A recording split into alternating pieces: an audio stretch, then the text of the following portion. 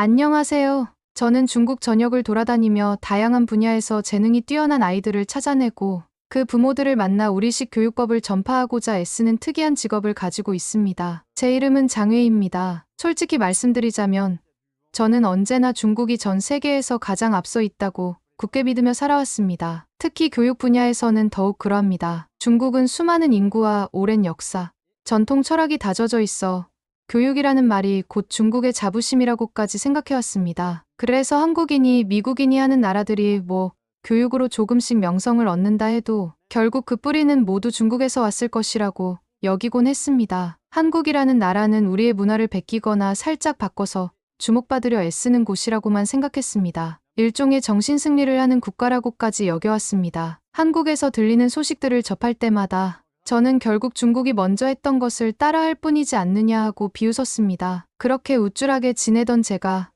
최근 미국 시카고에 갈 일이 생겼습니다. 영재교육 관련 조사 차원에서 현지 시스템을 둘러보러 간 것인데 마침 그곳에서 한국인 엄마를 둔 11살짜리 대학생이 있다고 해서 저는 처음엔 코웃음을 쳤습니다. 11살이 대학을 들어갔다고 그것도 한국인 엄마라니 대체 또 어떤 과장된 언론 플레이를 하려는 것인가 싶었습니다. 한국은 원체 자기들이 대단하다는 식으로 홍보하는 걸 즐기므로 저는 별 기대 없이 어디 보나 마나 뻔한 과장이겠지 하고 생각했습니다. 그런데 의외로 그 아이를 직접 만난 미국 교육 관계자들이 실력이 정말 우수하며 미국 언론에서도 크게 주목하는 신동이라고 소개하더군요. 한국이라는 나라가 도대체 어떤 술수를 부려서 이렇게까지 미국인을 현혹했나 궁금해졌습니다. 저는 그렇게 반신반의한 상태로 시카고 로욜라 대학교를 방문했습니다. 현장에 도착하자마자 안내 담당자가 바로 그 아이가 오늘 유기화학 수업에 참석해 있다고 했습니다. 저는 유기화학이라면 대학생도 어렵게 느끼는 과목인데 겨우 11살짜리가 거기서 뭘 이해하겠느냐고 비웃었습니다. 그러나 강의실을 찾아가 본 순간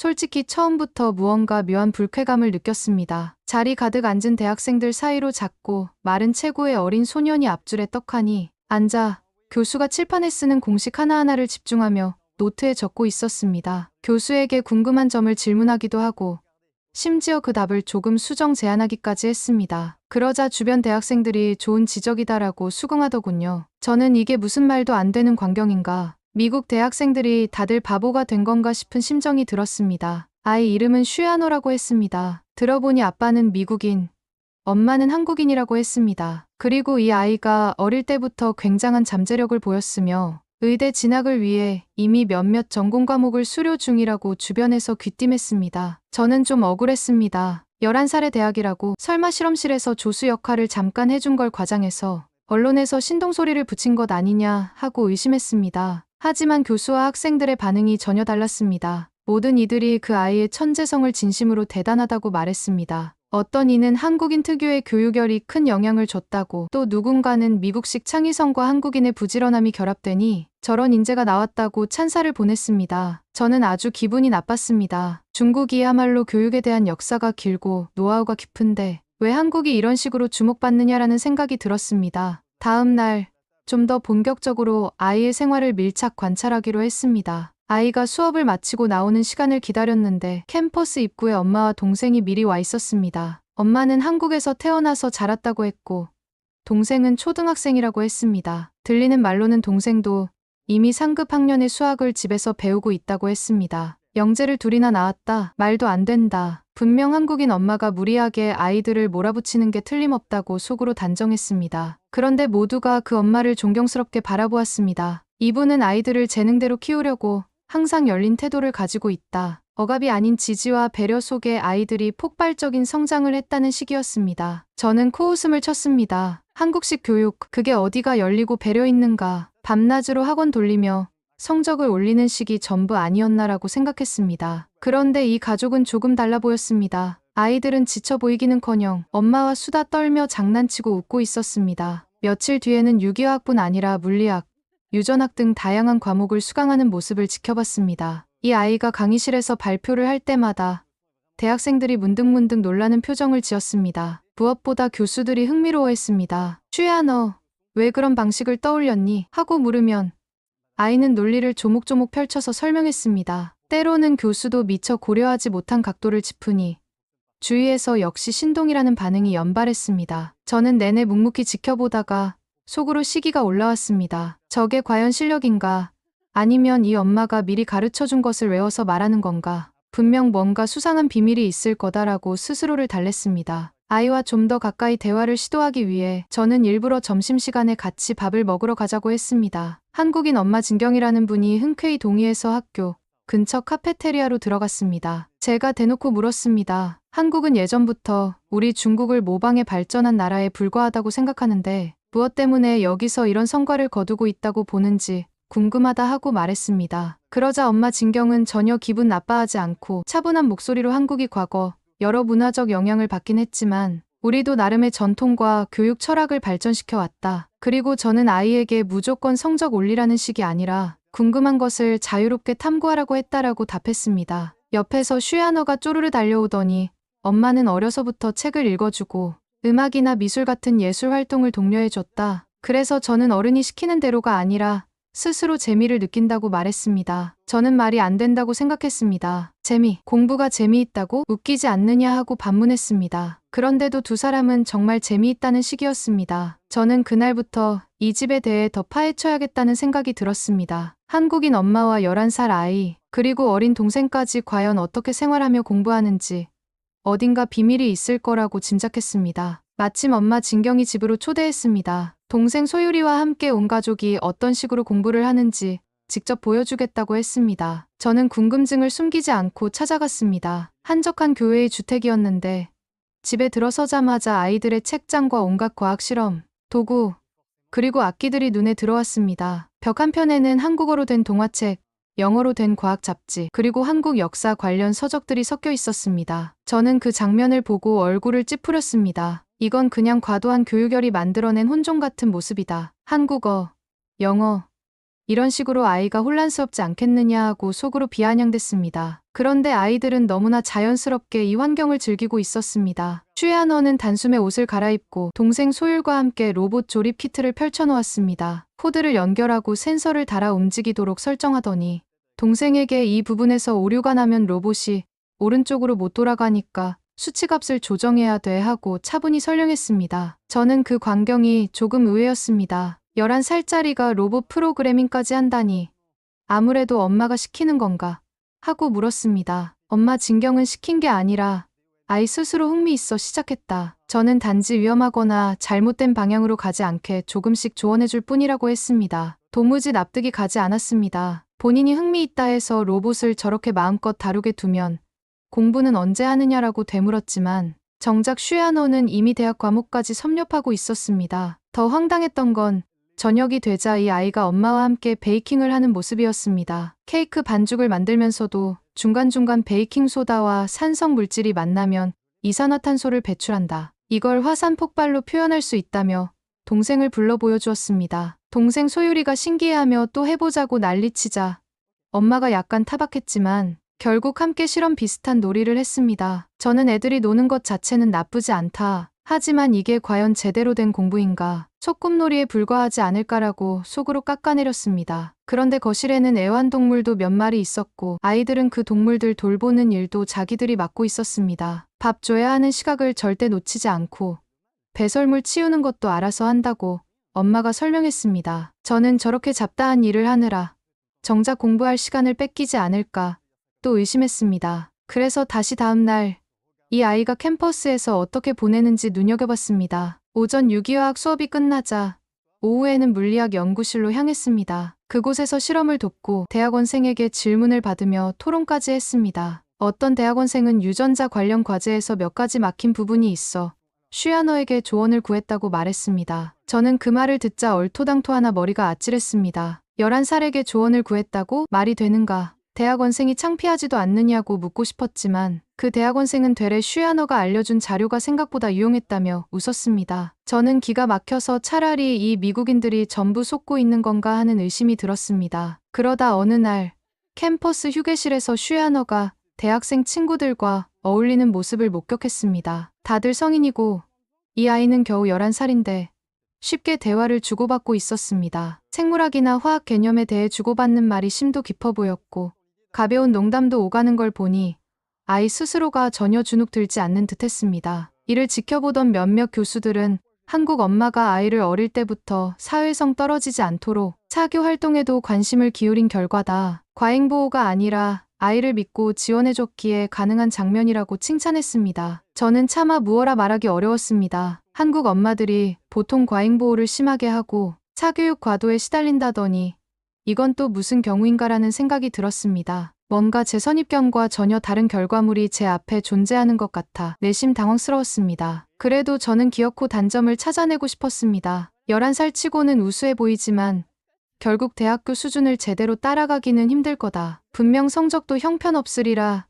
하고 가정했습니다. 그런데 어떤 과목에서는 이미 우수 성적을 받아 장학금까지 받고 있었습니다. 일부 과목 성적표를 보여주던 학교 관계자가 슈야 너는 지난 시험에서 거의 100점에 가까운 점수를 받았다. 나이가 어리다고 봐줄 것도 없다. 동일한 기준으로 평가했는데 이 정도 성적이니 상당히 놀랍다라고 밝혔습니다. 저는 순간 말문이 막혔습니다. 11살에게 변변찮게 패배감까지 느끼게 되자 괜스레 중국이라는 나라가 무시당하는 기분마저 들었습니다. 그 뒤로 저는 다시 아이 어머니 진경과 깊이 대화를 시도했습니다. 솔직히 말씀드리면 한국 교육이라 하면 저는 밤낮 없이 문제집 풀고 차교육을 올인해서 겨우 명문대 보내는 시기라고 알고 있습니다. 그런데 이 집안은 전혀 그런 모습이 아니지 않습니까? 마치 놀이하듯 공부를 하면서도 이렇게 대단한 결과를 보여주니 제가 이해하기가 어렵습니다 하고 물었습니다. 그러자 진경이 대답했습니다. 한국에도 분명 입시 위주의 교육 문화가 있습니다. 하지만 저는 그 틀에서 벗어나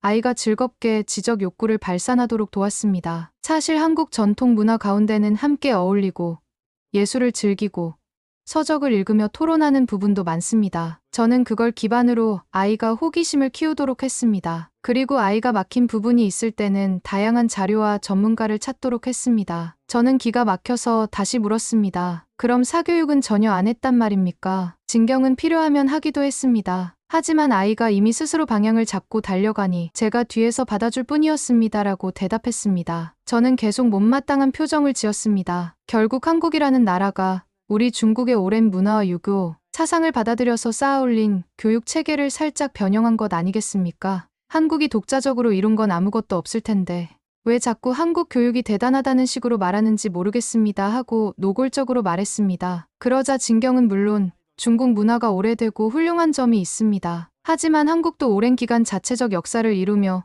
정체성을 발전시켜 왔고 창의적 교육 환경을 제공하려 애쓰고 있습니다. 저도 그 영향을 받았다고 생각합니다라고 답했습니다. 저는 도통 이 말을 납득할 수 없었습니다. 결국 다 중국에서 파생된 것이다 하고 코를 높였습니다. 그래도 이 미국 사회는 슈야너와 그 가족을 연일 주목하고 이 아이를 세계가 기대하는 천재라며 떠받들었습니다. 언론 매체에서도 취재를 하러 오고 인터뷰를 요청하기도 했습니다. 저는 이런 광경을 볼 때마다 질투와 분노가 뒤섞인 감정을 느꼈습니다. 결국 저 아이가 주목받고 그 엄마가 언론에 나가서 한국식 교육 운운하면 사람들이 한국이 대단한 줄로 알겠다. 정말 어이가 없군 하고 생각했습니다. 그래서 어느 자리에서 제가 일부러 이렇게 말했습니다. 이 아이가 대단해 보일 수도 있지만 중국에는 수많은 영재가 있고 그 수준은 슈야너를 훨씬 뛰어넘는다. 한국이 뭘 잘했다고 이렇게 자랑하는지 모르겠다 하고 비꼬았습니다. 그런데 주위 사람들은 오히려 제 말을 듣고도 별 반응 없이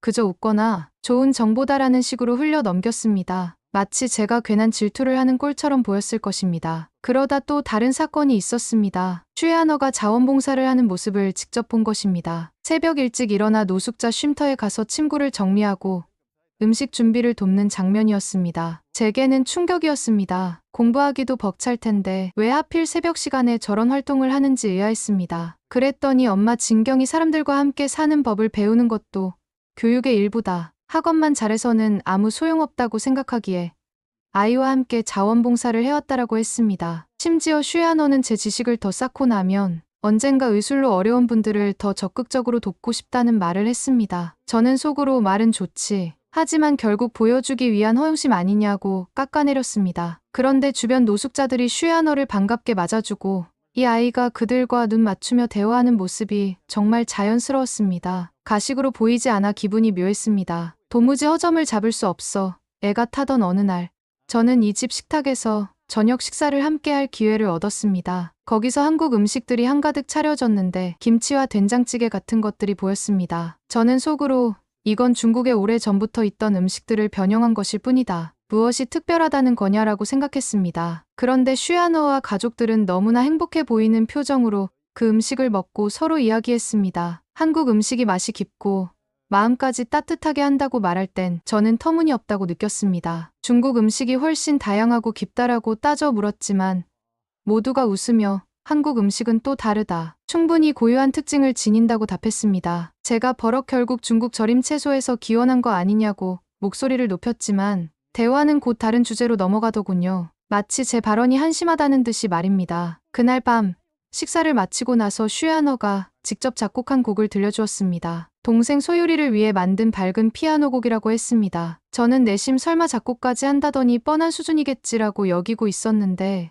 막상 들어보니 형식이 나름 체계적으로 구성되어 있었고 멜로디도 꽤 듣기 좋았습니다. 옆에서 엄마 진경이 말했습니다. 슈야너는 과학과 음악을 결합해 무언가를 해볼 수도 있다고 하네요. 대학생들과 연구실을 오가며 의대 진학을 준비하고 게다가 작곡 취미까지 있다는 사실이 어처구니 없었습니다. 저는 면박을 주듯 물었습니다. 그렇게 여러 가지를 하면 다 어설프게 되는 것 아닙니까? 결국 과학도 음악도 중간에 그칠 텐데 괜히 허황된 꿈만 꾸는 거 아닙니까? 엄마와 아이는 별로 개의치 않고 오히려 아직 어리니 이것저것 시도해볼 수 있는 게 장점이다. 실패해도 배움이 된다고 말했습니다. 정말 이해가 되지 않았습니다. 결정적으로 이 아이가 머지않아 의대에 진학할 가능성이 크다는 소식을 접했을 때 저는 더더욱 배가 아팠습니다. 학교 측 지도교수들이 하나같이 슈야너는 다음 학기쯤이면 졸업 요건을 갖출 것이다. 장학금도 문제없다. 만약 의대로 연결해서 박사과정까지 가겠다면 우리가 적극 추천하겠다고 말한 것입니다. 이 이야기를 옆에서 들으며 저는 11살이 대학 졸업이라니 듣도 보도 못한 황당한 일이다. 미국 교수들이 뭔가 정신을 잃었나 하고 생각했습니다. 그러나 그들은 대단히 진지하게 슈야너의 미래 가능성을 논했고 한국 엄마 진경에게 구체적 플랜까지 알려주었습니다. 임상 실습 때에는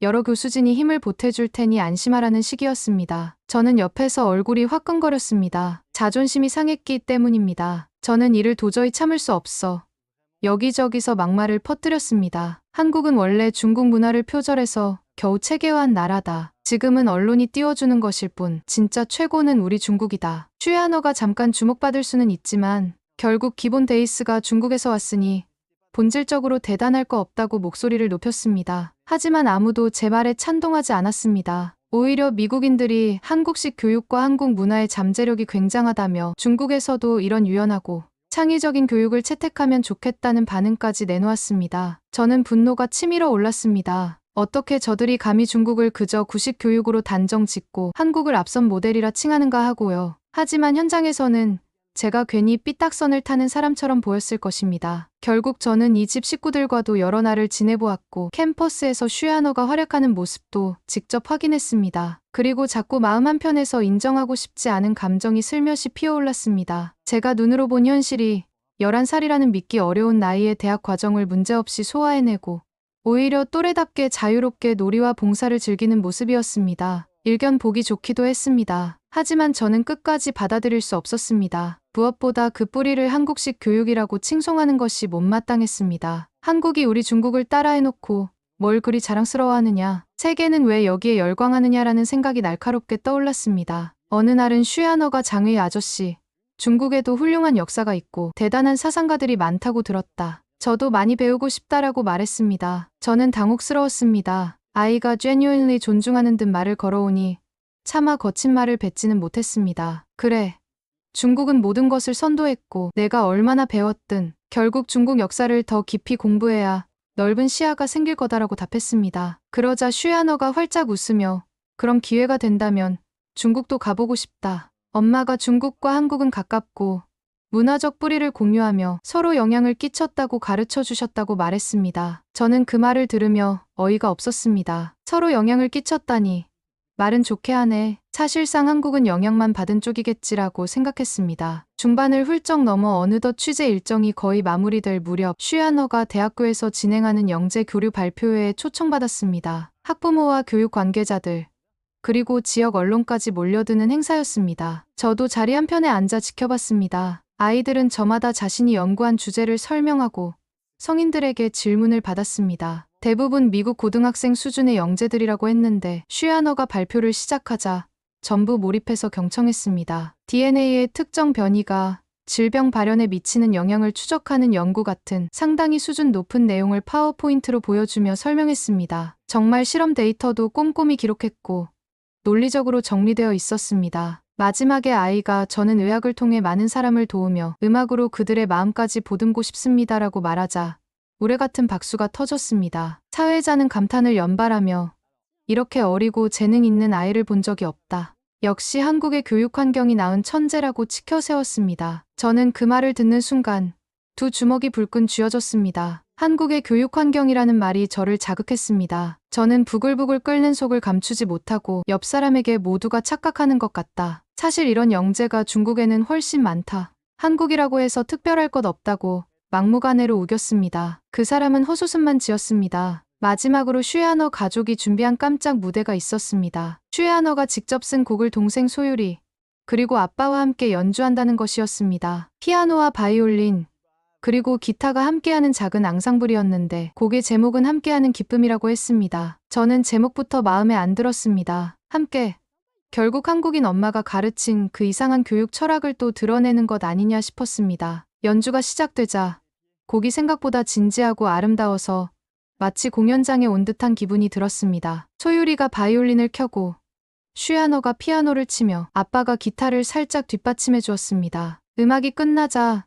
청중들이 열광적으로 환호했습니다. 누군가는 감동했다며 눈물을 글썽거렸습니다. 저는 속으로 별로 감동할 일도 아닌데 그냥 가족 뮤지컬 같은 거지라고 시큰둥하게 생각했습니다. 하지만 주위 분위기는 뜨겁게 달아올랐고 언론 카메라 플래시가 연주자들을 향해 쏟아졌습니다. 행사가 끝난 후 여러 언론이 엄마 진경에게 몰려들어 질문했습니다. 어떻게 하면 이렇게 뛰어난 아이를 키울 수 있느냐고 묻자 진경은 저는 그저 아이가 좋아하는 일을 찾게 도와주고 꾸준히 격려했을 뿐입니다. 한국식 교육이든 미국식 교육이든 중요한 것은 아이 자체의 목소리를 듣는 것이라 생각합니다라고 답했습니다. 기자들이 한국 교육이 서구 사회에도 시사점을 준다고 생각하느냐고 다시 묻자 진경은 물론 한국이 가진 장점이 많습니다. 다만 무조건 주입식에만 머물지 않고 아이의 흥미를 확장하는 방식도 이미 한국 내에서는 시도되고 있습니다라고 설명했습니다. 저는 대놓고 비웃으며 결국 한국이 중국 것을 조금씩 흉내내고 있을 뿐인데 저 사람들이 다 속고 있네 하고 중얼댔습니다. 그러나 당시 현장 분위기에서 제 독설은 전혀 먹히지 않았습니다. 오히려 제게 한국에 대해 잘 모르시면 직접 가보라. 이미 다채로운 교육 프로그램이 존재한다고 조언까지 했습니다. 저는 속에서 치밀어 오르는 분노를 참을 길이 없었습니다. 며칠 뒤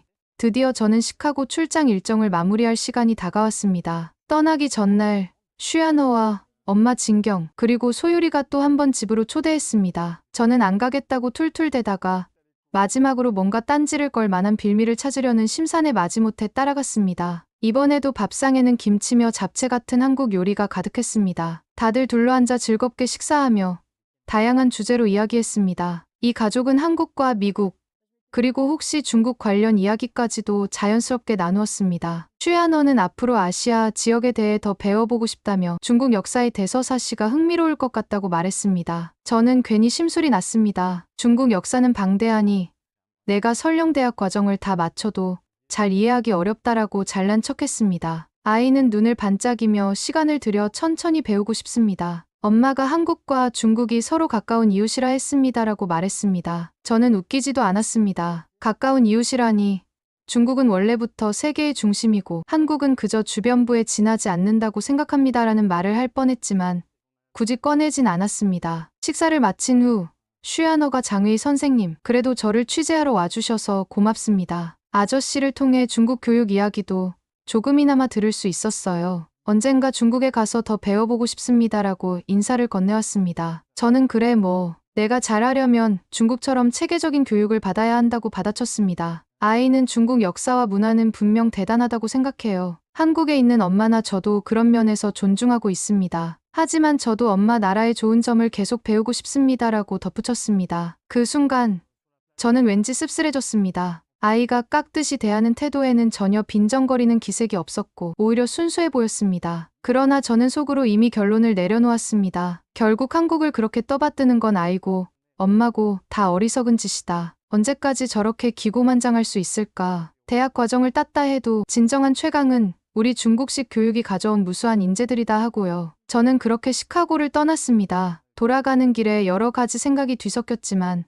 확실한 것은 한국인 엄마가 11살 대학생을 만들었다고 떠드는 것이 마음에 들지 않는다는 점이었습니다. 세상이 다 저 아이를 천재로 칭송하더라도 본질은 중국 문명과 교육이 먼저였으며 한국은 그 그림자에 불과하다라고 스스로 몇 번이고 되뇌었습니다. 출국장에서 몇몇 현지인들이 제게 슈야너가 정말 대단하지 않냐, 한국 교육에 대해 어떻게 생각하느냐고 물어왔을 때 저는 단호하게 말했습니다. 한국이요? 크게 대단할 것 없습니다. 중국이 이미 했던 것을 모방했을 뿐입니다. 저 아이가 신동이라 해도 그 근간은 다 중국에서 온 것이고 미국의 자유로운 분위기가 좀 더 얹혔을 뿐입니다. 그들은 제 답변을 듣고 어색하게 웃으며 고개를 끄덕였지만 정작 그 표정은 마치 이 사람 참 고집불통이네 하는 것 같았습니다. 어쨌든 저는 끝까지 제 논리를 굽히지 않았습니다. 어떤 이들은 그래도 슈야너는 이미 대학교에서 우수 성적을 거뒀고 의대 진학도 눈앞이라는데 그건 인정하셔야 하지 않겠느냐고 물었습니다. 저는 코웃음을 치며 의대? 11살에 들어간 의대라는 말은 처음 듣네요. 대학도 작고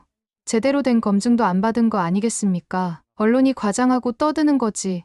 진짜 대단한 건 아닙니다라고 못을 박았습니다. 사실은 저도 그 아이의 지적 능력이 남다르다는 걸 보았지만 결코 인정할 생각이 없었습니다. 인정해버리면 한국이라는 나라가 마치 위대한 것처럼 보이게 될 테니까요. 저는 중국이 언제나 최고라고 믿고 있으니까요. 그리하여 시카고에서 보낸 시간은 저에게 억울함만 가득 남긴 채 끝났습니다. 슈야너와 엄마 진경은 다양한 실험과 놀이, 음악, 봉사활동, 그리고 대학 과목들을 자유롭게 오가며 학습했습니다. 미국 사회는 그 모습을 보고 열렬히 찬사를 보냈습니다. 저 혼자만 결국 한국도 중국 것을 흉내내고 약간 바꿔서 포장했을 뿐이라며 우겼습니다. 아무도 동조하지 않았지만 저는 제 확신을 잃지 않았습니다. 언젠가 시간이 흐르면 저들이 깨닫겠지. 진짜 인재 대국은 역시 우리 중국이고 한국은 그저 정신승리를 일삼는 나라라는 사실을. 이 슈야너라는 꼬마도 결국 한계에 부딪히게 마련이다라고 끝까지 우기면서 떠났습니다. 그 아이가 아무리 다방면에서 천재성을 보이든 또 가족들이 한국식 교육 운운하든 제게는 모두 어불성설로 들렸습니다. 제가 보기에 중국은 이미 모든 것을 앞서 해왔고 훨씬 더 많은 대단한 아이들을 양성해왔습니다. 이 11살 대학생이 대학을 졸업하고 의대까지 들어간다 한들 중국이라는 거대한 벽을 넘을 수는 없을 것이라 저는 믿습니다. 슈야너가 사람들에게 온갖 칭찬을 받아도 결국 그 뿌리는 다 중국이라고 확신합니다. 저는 끝까지 이렇게 억지 주장을 폈고 결과적으로 이곳에서 망신을 당했다는 시선도 받았지만 결코 물러서지 않았습니다. 중국이 최고이고 한국은 시류에 편승한 나라일 뿐이라고 생각하며 저는 제 발로 미국을 떠났습니다. 여기서 모든 것을 마치겠습니다. 감사합니다. 두 번째 사연 바로 시작하겠습니다. 저는 알리스 마르탱입니다. 프랑스 파리 교외에 위치한 몽플레리 국제고등학교에서 역사문화 융합 과목을 가르치고 있습니다. 몽플레리 국제고등학교는 전 세계 여러 나라에서 온 학생들이 함께 공부하고 다양한 언어와 문화를 교류하는 곳으로 잘 알려져 있습니다. 이곳에서는 평소에도 국제적인 이슈나 문화적 차이로 인한 사소한 갈등이 종종 벌어지지만 이번 학기에 일어난 일은 저에게 유독 강렬한 인상을 남겼습니다. 그 시작은 다름 아닌 동아시아 해전사를 다룬 한 만화책이었습니다. 한국의 역사적 인물 이순신 장군의 무패 신화를 그린 이 만화가 어느 날부터인가 학생들 사이에서 폭발적인 인기를 얻으면서 시작된 일이었죠. 처음에는 아이들이 이국적인 역사 만화를 재미로 읽고 있구나 정도로 여겼습니다. 하지만 점차 이 만화는 학교 전체를 뒤흔들 정도로 큰 이슈가 되었고 급기야 지역 프랑스 언론과 BBC 해외 지부 기자까지 관심을 가지게 되었습니다. 이 거대한 소동의 중심에는 한국의 역사적 인물인 이순신과 중국 출신 학생인 류텔란이 있었습니다. 저는 학교에서 역사문화 관련 프로젝트를 담당하는 교사로서 이번 사건을 조율하고 수습하는 일을 맡게 되었죠. 그리고 그 과정을 통해 서로 다른 문화적 배경을 가진 학생들이 역사적 관점을 두고 충돌할 때 어떤 복잡한 양상이 펼쳐지는지 몸소 체감하게 되었습니다. 2달 전 어느 날 점심시간이 끝난 직후 저는 복도를 지나며 학생들이 두고 간 책상 위에 자료를 점검하던 중 표지가 조금 낯선 만화책을 한 권 발견했습니다. 표지에는 굵은 영어 프랑스어 혼용 표기로 이순신이라는 이름이 적혀 있었고 아래에는 독특한 형태의 전함바로 거북선이 강렬하게 그려져 있었습니다. 궁금한 마음에 잠시 책을 넘겨보니 16세기 말 한반도의 조선이 일본의 침략을 받았을 때 이순신이라는 해군 지휘관이 여러 차례 해전에서 전승을 거두며 나라를 지켰다는 이야기가 담겨 있었습니다. 프랑스 학생들이 이런 동아시아 역사 만화를 읽는다니 제법 흥미로운데 이런 생각을 하며 책을 대충 훑고 지나쳤습니다. 그로부터 며칠 뒤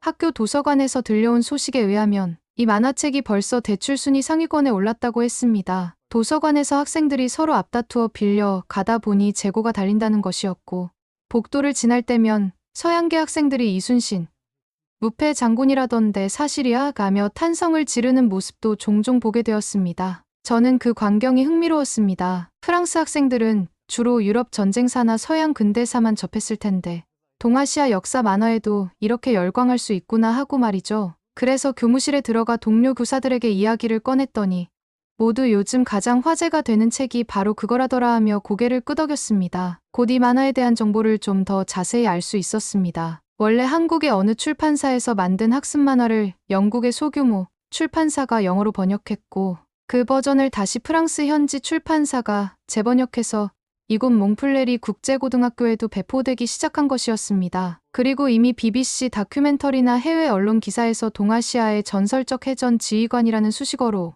이순신이 언급된 적이 있다는 점도 학생들의 관심을 한층 자극한 듯 보였습니다. 저는 평소 학생들이 흥미를 느끼는 주제를 수업에 적극적으로 반영하자는 교육 철학을 가지고 있었습니다. 그래서 이 기회에 이순신을 중심 주제로 삼아 16세기 동아시아 해전사를 심층적으로 탐구하는 프로젝트 수업을 열면 어떨까라는 생각을 하게 되었습니다. 먼저 저는 교장인 프랑수아 듀부아와 학년부장 소피 르루아에게 이 기획을 제안했습니다. 학생들이 이순신 만화에 매료되어 있으니 임진왜란 시기 조선명나라 일본의 관계와 해전을 다루며 만화 속 내용을 역사적으로 검증해보는 활동을 하면 어떨까요?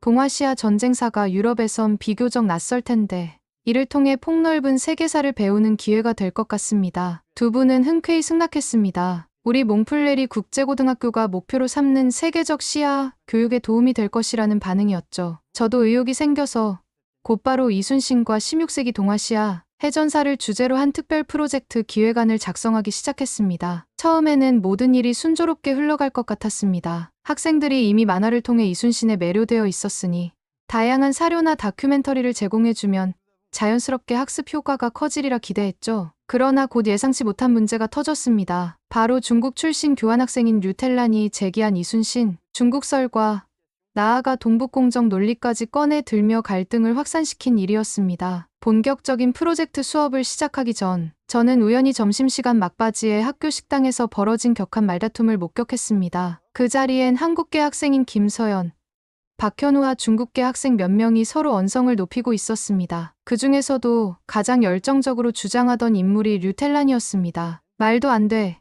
이순신이 어떻게 중국인이야?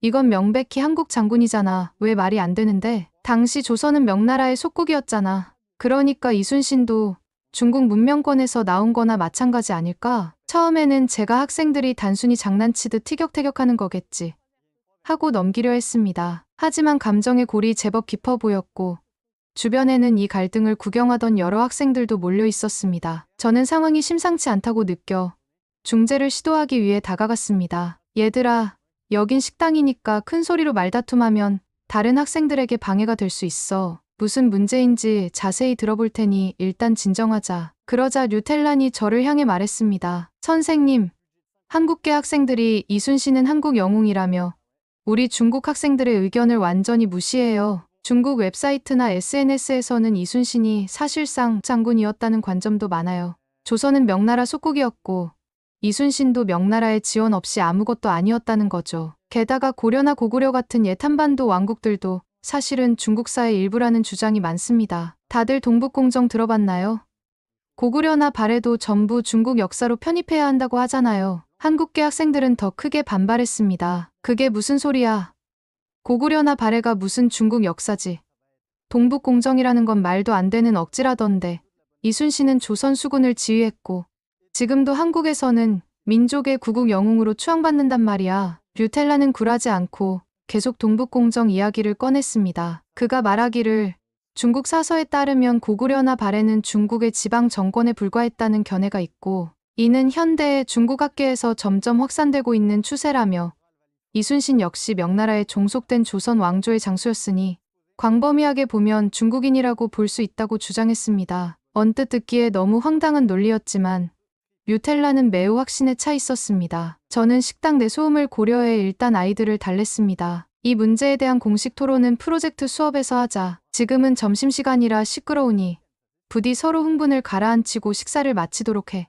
그렇게 한바탕 소동이 진정되긴 했지만 저는 내심 이 갈등이 꽤 심각하게 번질 수 있겠구나 하는 불안감을 떨칠 수 없었습니다. 며칠 뒤 학교 도서관을 둘러보던 저는 또 다른 갈등 장면을 목격하게 되었습니다. 도서관에는 역사 탐구 게시판이라고 해서 학생들이 자유롭게 역사 관련 의견이나 자료를 붙일 수 있는 공간이 있었습니다. 그날 그 게시판에는 BBC 다큐멘터리의 캡처 장면과 함께 이순신은 16세기 말 조선을 지켜낸 전설적 해군 지휘관이라는 문구가 크게 적혀 있었습니다. 그 아래에는 누군가가 굵은 펜으로 이렇게 반박문을 썼습니다. BBC가 전부 맞는 건 아니다. 중국 사서와 학계에 따르면 이순신은 명나라 속국의 장수로 분류될 수도 있다. 고구려도 사실상 중국사에 포함되었다는 게 동북공정의 주장이다. 한국이 과장하는 부분이 많다. 그리고 그 반박문의 필체는 분명 류텔란이 쓴 것으로 보였습니다. 이미 식당에서의 언쟁을 기억하는 주변 학생들은 또다시 술렁였고 게시판 앞에서 격한 토론이 벌어졌습니다. 몇몇 한국계 학생들은 BBC만이 아니라 전 세계 주류 학계가 인정하는 사실을 왜 뒤집으려 하느냐고 분개했고, 반면 중국계 학생 몇몇은 중국 웹에서는 이런 시각이 흔하다며 류텔란을 거들었습니다. 저는 게시판 앞에서 학생들을 진정시키며 게시판은 다양한 시각을 표현하는 공간이지만 상대방 견해를 근거 없이 무시하거나 감정적으로 몰아붙이는 표현은 자제해야 한다. 좀 더 학술적이고 차분한 방식으로 의견을 주고받자 라고 당부했습니다. 그러나 류텔란이 주도하는 이순신 중국설과 동북공정 지지로는 이미 커다란 불씨가 되어 학교 전반에 퍼지기 시작했습니다. 저는 예정대로 프로젝트를 추진하기 위해 이순신 만화의 저작권을 소유한 한국 출판사와 연락을 취했습니다. 이도영이라는 담당자와 화상회의를 통해 프로젝트 수업의 만화를 적극 활용할 수 있도록 협조를 구했죠. 안녕하세요. 몽플레리 국제고등학교의 알리스 마르탱입니다. 이순신 만화를 활용한 동아시아 해전사 프로젝트를 준비 중인데요. 학생들이 이 만화를 워낙 좋아해서 좀 더 심화된 자료나 참고 서적을 받을 수 있을까요? 이도영 씨는 반갑게 맞이하며 프랑스에서 이순신 만화를 교육적으로 활용한다니 기쁘다고 했습니다. 제가 조심스럽게 중국계 학생들이 이순신을 중국인이라 주장하고 심지어 동북공정 논리를 들어 고구려발에도 중국사라고 주장하는 갈등이 있다고 털어놓았더니 이도영 씨는 신중한 목소리로 답했습니다. 한국에서는 이순신을 민족의 구국 영웅으로 보는 정서가 굉장히 강해서 중국에서 그런 주장이 나온다면 쉽게 받아들이긴 어려울 겁니다. 다만 선생님께서 객관적 근거를 토대로 수업을 진행하시면 프랑스 현지에선 큰 문제가 없으리라 봅니다. 저도 역사를 왜곡하지 않도록 주의하며 이순신이 조선 수군 제독이었다는 점을 학술적으로 검증해보겠다고 다짐했습니다. 하지만 그 사실이 류텔란에게 전해졌는지 그는 곧 교내 SNS에 이런 글을 올렸습니다. 한국 출판사와 손잡고 이순신을 한국 영웅으로만 가르친다면 중국인 학생들은 무시당하는 것과 다름없다. 명나라의 공과 동북 공정적 역사관을 어떻게 반영하겠다는 거지. 프랑스도 결국 한국 편이구나. 이에 대해 다른 학생들이 명나라도 분명히 도와주긴 했지만 이순신이 조선 해군을 지휘했다는 사실은 누구도 부정하기 어렵다고 반박하자 텔라는 그건 서양 중심 학계와 한국 사관이 만들어낸 신화라며 흥분했습니다. 저는 갈등이 점점 커지는 걸 느꼈고 프로젝트가 무사히 진행될 수 있을지 불안해졌습니다. 그래도 저는 프로젝트를 중단하지 않고 학생들이 조사한 자료를 공유하고 토론하는 중간 발표회를 열었습니다. 학생들은 몇몇 팀으로 나뉘어 이순신과 임진왜란 관련 사료 논문 다큐멘터리를 조사해 PPT로 발표했습니다. 먼저 발표한 팀주로 프랑스 유럽계 학생 중심은 이순신의 무패 기록에 집중했습니다. 임진왜란 초기 옥포 사천당포 해전 등에서 연승, 한산도 대첩에서 하객진 전법을 펼쳐 일본 함대를 대파, 명량해전에서 13척으로 수백 척에 달하는 일본 함대를 물리쳤다는 기록. 이들은 넬슨 제독 역시 훌륭한 해군 지휘관이지만 완전 무패 기록은 없었다며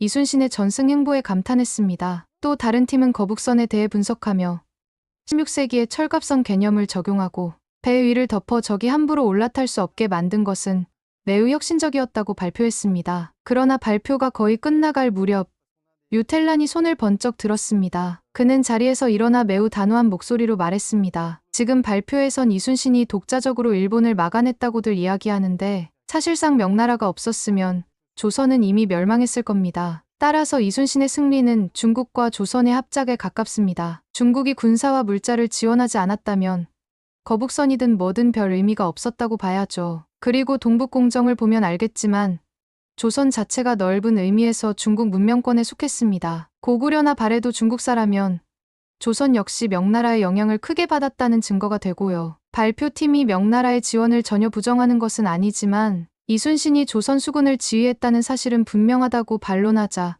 류텔란은 더욱 목소리를 높였습니다. 중국 사료에서는 이순신이 과도하게 미화되었다고 해석합니다. 사실 명량해전의 13척 대 수백 척이라는 기록도 과장일 가능성이 큽니다. 그리고 고구려, 발해도 결국 중국의 일부였으니 조선 역시 완전히 독립적이라고 보기 어렵습니다. 교실은 금세 술렁거렸습니다. 한국계 학생인 김서연과 박현우가 즉각 반발했죠. 속국이라니 그건 전통 동아시아의 조공책봉 체계를 너무 단순화한 거야.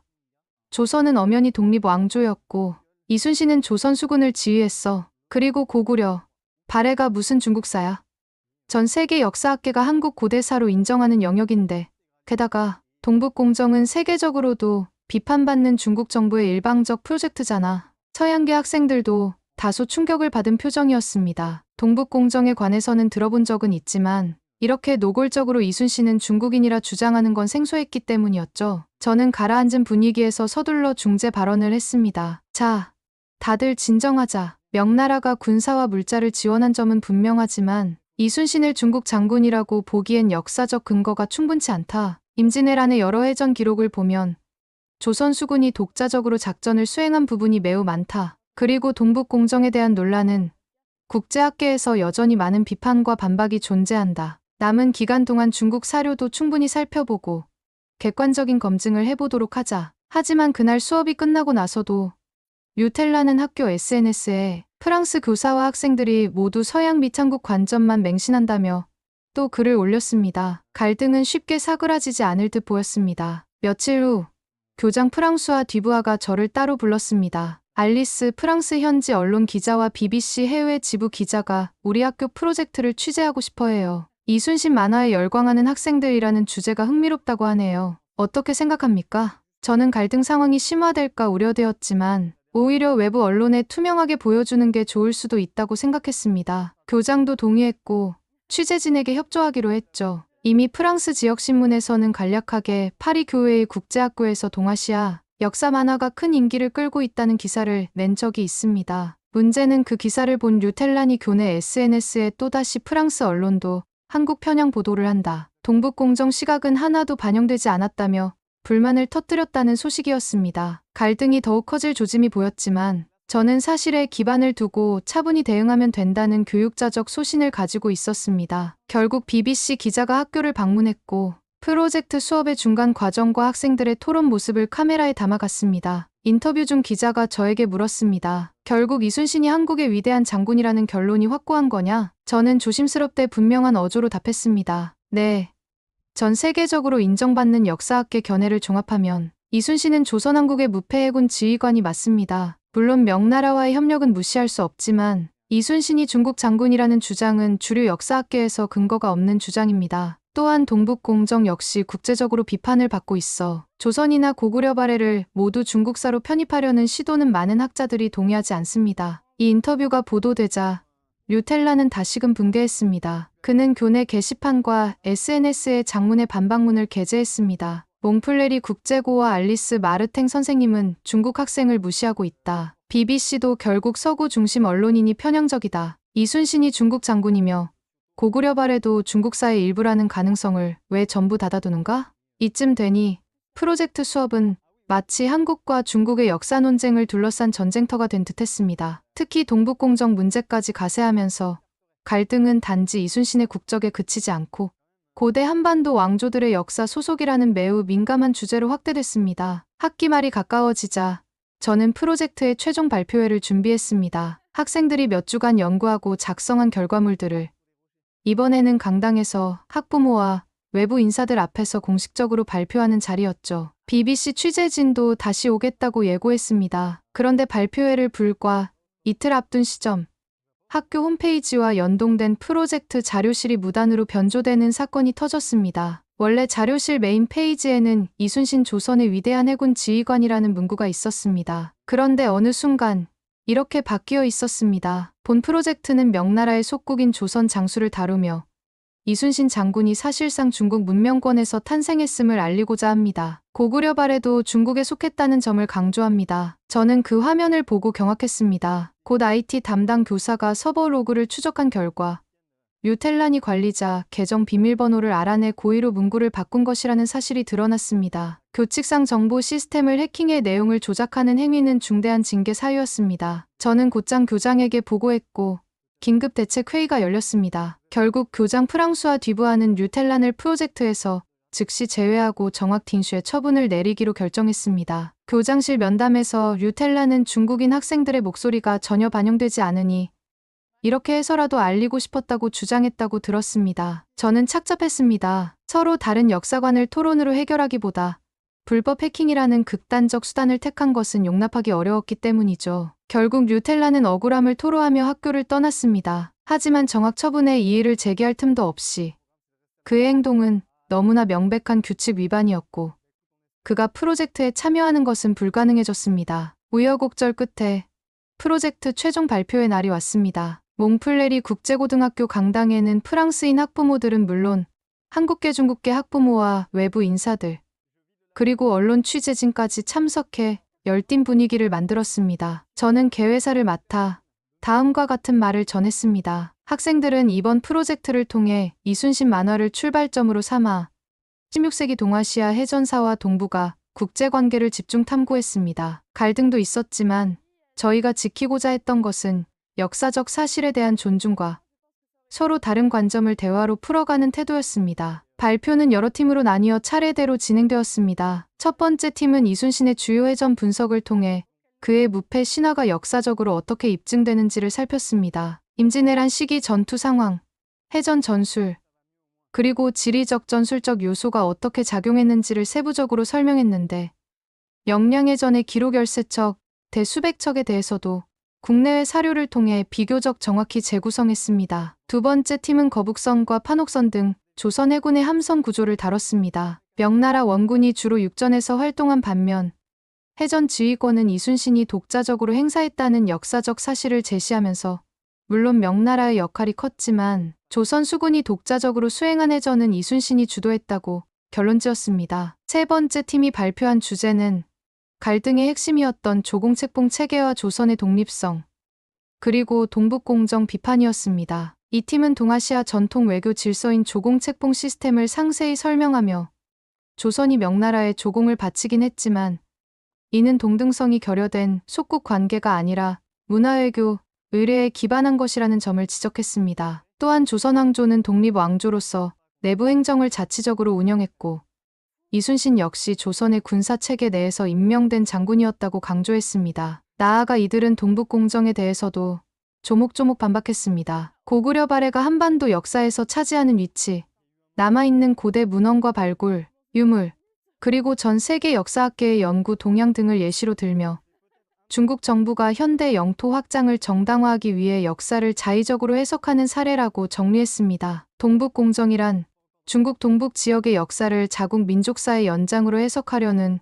국가 주도 사업으로 고구려 발해 등을 무리하게 중국사에 포함시키려는 경향이 비판받고 있습니다. 국제학계에서도 이러한 시도를 근거 부족한 역사 왜곡으로 보는 시각이 지배적입니다. 이 발표를 들은 청중들은 고개를 끄덕이거나 때로는 메모하며 경청했습니다. 특히 중국계 학부모들도 일부 참석해 있었는데 그 중에는 처음에는 다소 불편한 표정을 지으신 분도 있었지만 학생들이 제시하는 방대한 근거 자료에 어느 정도 납득하는 모습도 보였습니다. 동북공정 문제를 들어본 적이 없던 서양 학부모들은 생전 처음 듣는 이야기지만 제법 흥미로운 주제라고 평했습니다. 발표 후 질의응답 시간이 이어졌습니다. 몇몇 중국계 학부모들이 중국에서는 달리 가르치는 부분도 있는데 여기서는 너무 한국 쪽 관점만 강조되는 것 아니냐고 질문했습니다. 이에 대해 발표팀 학생들은 준비해온 자료를 바탕으로 차근차근 답변했습니다. 저희가 중국어권 자료도 찾아보았는데 고구려 발해가 중국 지방 정권이었다는 공식적 논문은 주로 중국 정부 산하 연구기관에서 나온 것들이었어요. 세계사적으로 공인된 다수 연구 미국, 유럽, 일본 등에서는 고구려 발해를 독자적 국가로 보는 시각이 우세하고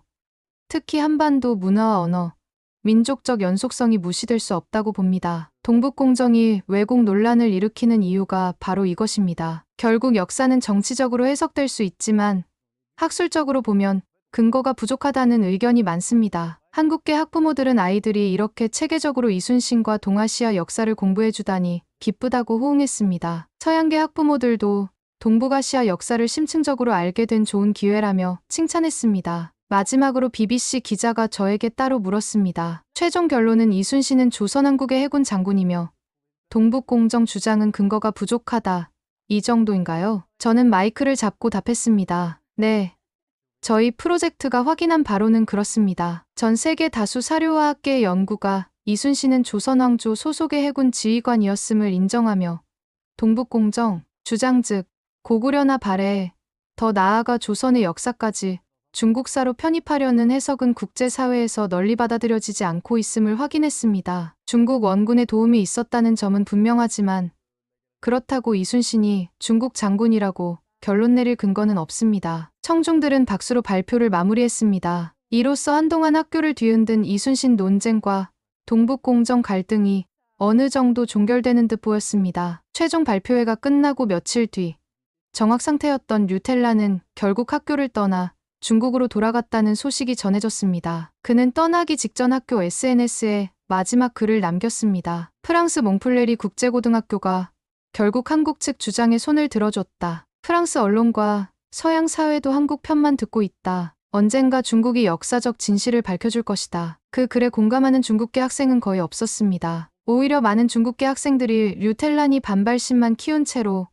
극단적 행동을 해서 유감이다. 토론을 통해 서로 이해할 수 있는 여지도 있었는데라며 아쉬워했습니다. 반면 나머지 학생들은 이순신과 16세기 동아시아 해전사 그리고 동북공정이라는 복잡한 주제를 깊이 탐구함으로써 새로운 시야를 얻게 되었다고 입을 모았습니다. 특히 한국계 학생들은 이순신이 이렇게 국제적으로 주목받는 인물이라는 사실이 자랑스럽다고 기뻐했고 서양계 학생들은 유럽사만 공부하던 시선에서 벗어나 아시아 역사의 다채로움과 국제정치적 함의를 배웠다고 말했습니다. BBC와 프랑스 지역 언론들은 몽플레리 국제고에서 이순신 만화가 불러온 파장과 치열한 역사 논쟁, 그리고 이를 교육적으로 승화시킨 사례라며 상세 기사를 보도했습니다. 인터뷰 도중 어떤 기자는 이순신을 넬슨 제독과 비교하는 서술이 꽤 흥미롭다며 서구권 외에도 훌륭한 해전 지휘관이 더 있다는 점이 인상적이라는 코멘트를 남겼습니다. 한국 출판사 담당자 이도영 씨도 저에게 프랑스에서 이런 반응이 나와서 놀랍고도 기쁘다. 동북공정 문제까지 이슈가 되다니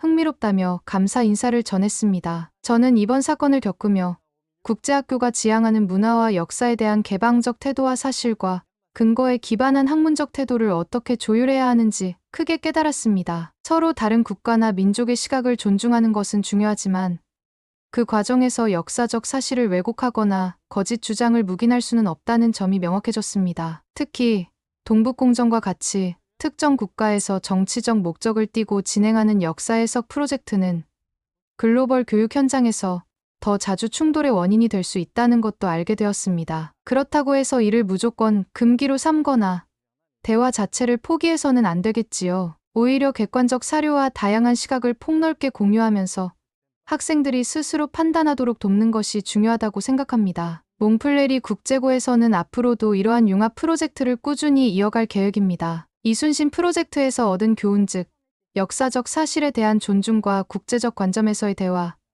그리고 갈등이 생겼을 때 해결하기 위한 합리적 토론 태도.